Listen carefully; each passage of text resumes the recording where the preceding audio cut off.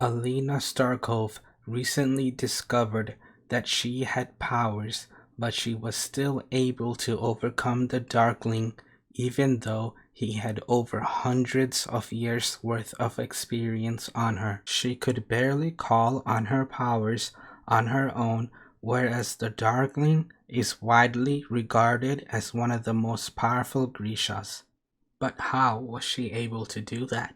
Well, the short answer to that is by using Morozova's Stag's Antler Amplifier, but it's a little bit more complicated than that.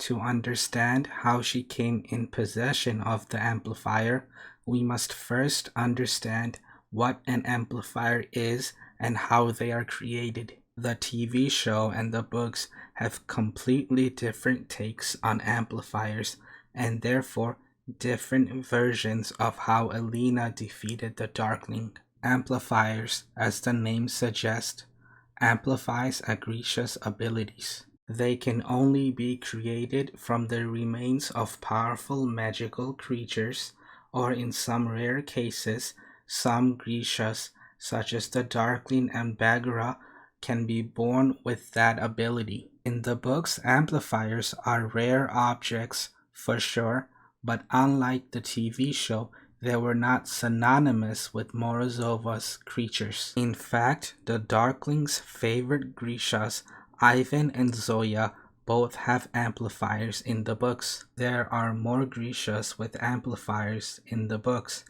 but I don't want to spoil who, just in case they do end up having amplifiers on the TV show. Or a Grisha to acquire an amplifier, that person has to kill the magical creature themselves, and usually the rule is one amplifier per body, and that amplifier was meant to last for the entirety of a Grisha's lifespan. Amplifiers cannot be removed or taken from a Grisha and given to another Grisha. On the TV show, however, it's a little bit different. Grishas are either born an amplifier, or amplifiers can only be created from one of Morozova's creatures alone.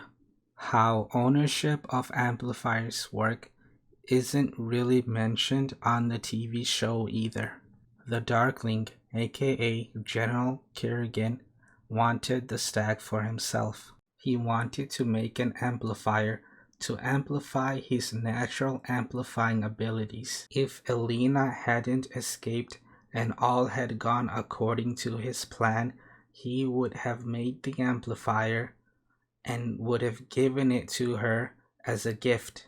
But she did escape, and both in the books and the TV show, she and Mel find the stag first. The Darkling, however, was only a few steps behind them and was able to confront them as they approached the stag. Although Alina had an opportunity to kill the stag both in the books and the TV show, she just couldn't bring herself to take an innocent life. Eventually, the Darkling captures Mel and uses him against Alina to both capture the stag and to ensure that she doesn't harm herself. After the Darkling kills the stag, he creates an amplifier for Alina to wear. In the books, it's just a necklace that she can wear around her neck, but on the TV show, he has a fabricator fuse part of the amplifier to Alina's collarbone, and the rest he has the fabricator fused to his right hand at the same time. The Darkling thought with Alina just now coming into her powers, whereas he had hundreds of years worth of experience, he would always have the upper hand.